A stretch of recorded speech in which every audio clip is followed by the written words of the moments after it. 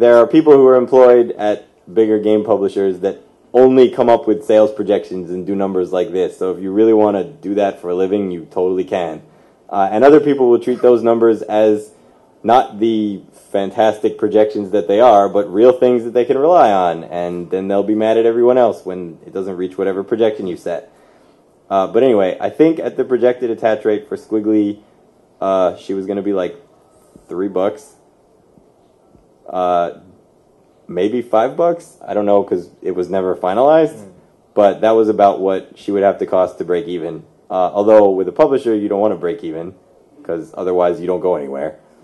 But for you guys, obviously, if she gets funded, it'll be free, which is exciting because no fighting game has done that before. All-Stars. All-Stars? All-Stars announced it like just the other day. That Didn't they like fire the whole team? Yeah. I thought Sony dissociated themselves from the studio. They did. I thought they said they had an amicable split. Which is wait. Which side said they had an amicable split? Sony or I read it on Superbot? Joystick. Oh, okay. Amicable split means we're really mad at each other, but we can't say it. Because if we were happy with each other, we would have stayed together. But All-Stars is doing a free Okay. for a period, so it's not a... Cool. Well, then we can point to them as the deciding factor. Yeah. Was there more in the slideshow? I think it was just another picture of Squiggly and maybe some... Oh, no, sorry. There's some past What stuff. the hell? Is this a surprise to you? Okay. So, you know... Okay! I gotta go. I actually forgot that I put some of these pictures in here. But that's the Fishbone gang. You can see it's kind of cut off in the picture, but on the far right, that's Misfortune. That's when she was a kid, because she's been with him since she was a youngin'. This band of thieves that were kind of lovable and scrappy, but then, met a tragic fate in the hand of Black Dahlia at one point. I really like the dude with the spear. Like he sounds like he would be very smarmy, you know. They're all and then that guy, the third guy, the pufferfish guy, talks like a crude sailor, kind of maybe he's in a kind of a lots of accent. beeps. Yeah, sure, kind of like a Cockney accent. Oh. And then the guy on the I'm left gonna is the save you cool guys guy. and not try. Yeah, the kind of fat guy is the leader. Actually, even though these guys are dead, I like drawing that big guy so much that's kind of what inspired eventually drawing Yuan. Oh yeah? Yeah, kind of. Yeah. Okay. Yeah, fun little fact there, I guess. Huh. Dagonians are fun to draw. I like drawing fish people. Had you guys seen this? What the? No, not. I mean, like you guys. I hadn't seen this, so I'm surprised if you guys. I meant like you guys. It's on Fortune poster. Really? Yeah. Oh yeah, I guess so. Huh? Like this. Yeah. Making me look bad. I never saw it, Mike. That's fine. I'm really not observant, I guess. Where are we? Let's go to the next one, I guess. Click. This is. Oh yeah. This is Valentine's crew. Oh yeah, their names. I forgot that their names were actually never really mentioned directly. People guessed though. People guessed. Did they guess? Oh, but one of them is cut off on the bottom of the screen. So like Hollow is, they're all named after holidays basically. And then like that was basically her team from before. They all got killed by Marie in her story mode. So and you see them there briefly, but only like more like in the past. Also, to mention it, the one in the middle with the propeller on her back is Christmas because her name is cut off on the thing. Oh, yeah. She's actually the leader. Like Valentine was actually second in command in their group, and Christmas was like the leader. But obviously that doesn't matter now. Kind of like how actual holidays work, I guess. That actually doesn't matter now because they're all dead. But another in charge by default. Exactly. And another fun note would be things like all of Valentine's weapons came from her comrades. Like see the spear that Patty has. That's her spear. And then the scalpels are from Christmas, and the syringes are from Hollow. And actually, Issa's really good at the body bag technique, like splitting into like Kawarimi style type things. So like Valentine just kind of took all of her comrades' abilities, both as something that might seem as selfish, but also sentimental. So Valentine kind of has that kind of aspect to her character.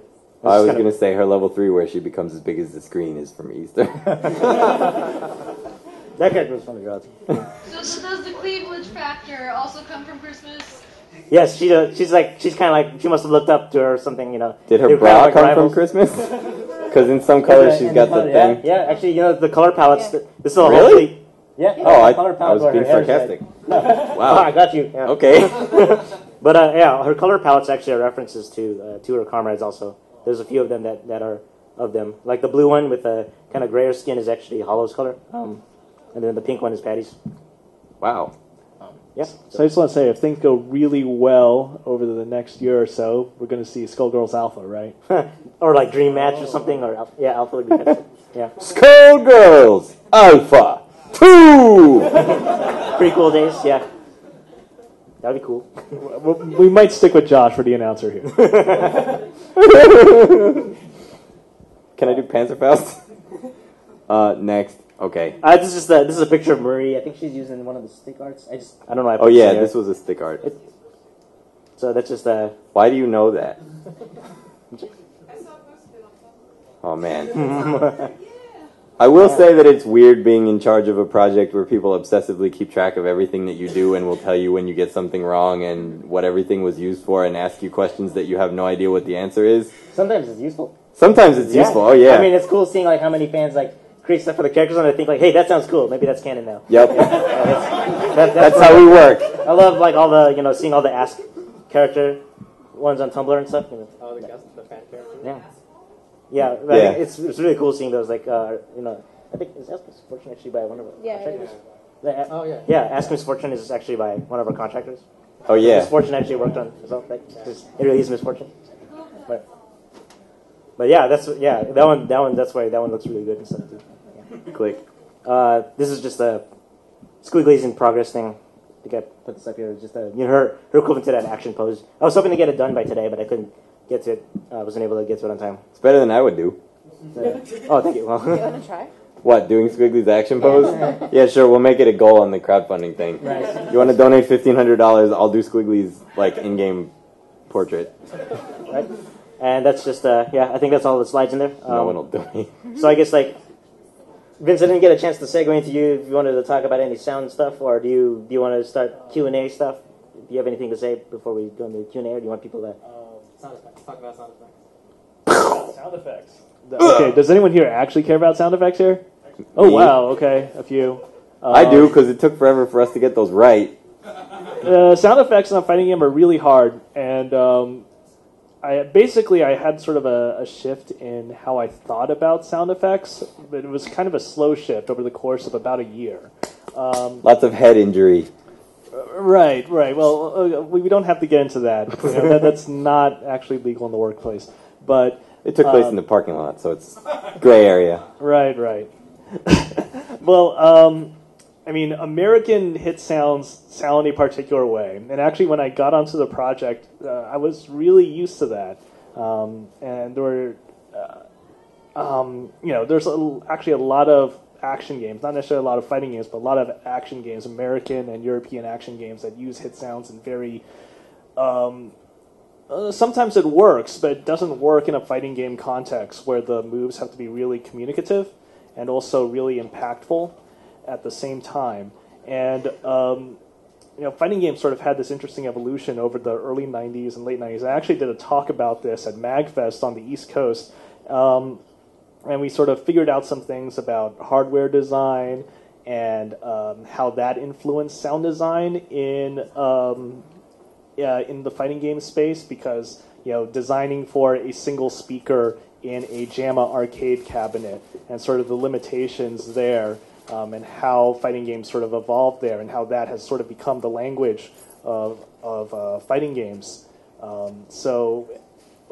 Trying to fit myself back into that and recognize where that came from, and actually the thing that really got the sounds working was when I was looking at a Capcom CPS-1 board and looking at how they actually implemented a low-pass filter right before the end of the amplification for the sound, because there's no amplifier built into typical JAMA arcade cabinets, was what got me to figure out how Skullgirls fighting game sounds should sound like.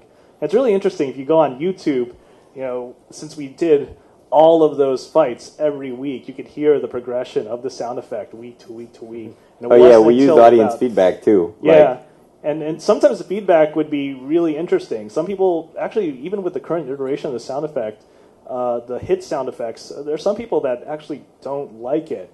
You can't really please everyone all the time, but there's a lot of people that actually really like it. But that sound effect didn't come in until December, January, right before the game came out.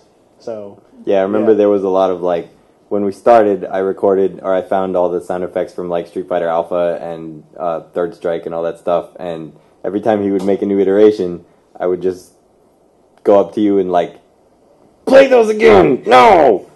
Because they do a lot. The sounds in the old Capcom games, they actually have a different one for jab short, strong forward, fierce, roundhouse, and specials.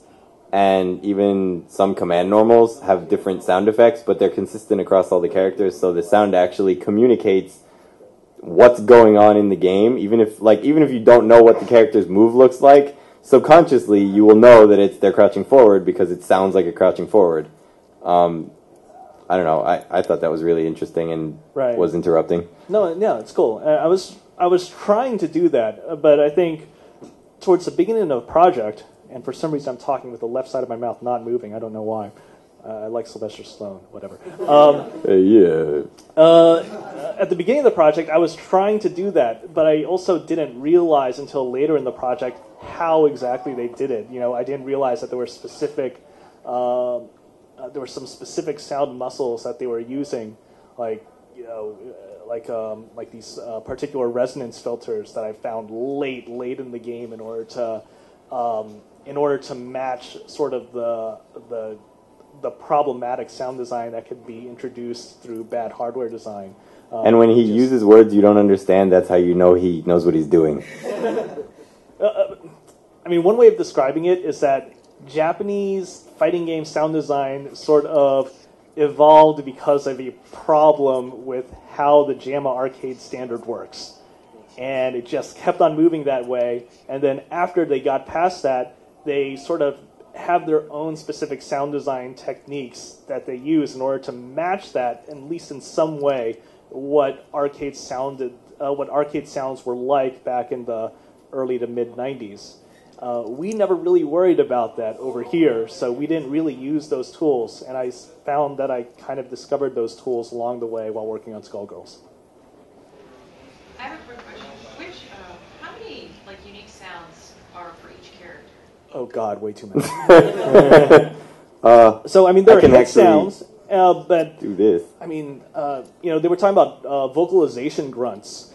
Most of the characters have around 20 or so just pain sounds that they make. And I think a few actually have more than that. It was actually really tough because managing... 1,177 divided by 3 for Valentine. Oh, God. That's for Valentine. Yeah. Click. There's a lot of sounds. There you go. 392. And a bit for some reason. Yeah, so that doesn't include all the, shared hit sounds for whooshes and impacts and all that stuff. That's just for the character. No, stop. I know Painwheel has a lot of stuff. Misfortune has a lot more. And Philia has a lot because, it's, Philia plus Samson because you got to deal with both of them separately. There's a lot of sound effects. It was a lot easier back in the day when it was just 3 different ways of reacting to a particular sound or whatnot. Now, hey, the sound's got to be kind of HD as well, right? Are you ready to record more sounds for the DLC? Oh yeah, definitely. Yeah. Well, she's got to speak, right? Yeah. Well, sound effects like jumping and punching. Well, she's going to have some new features, and whenever we.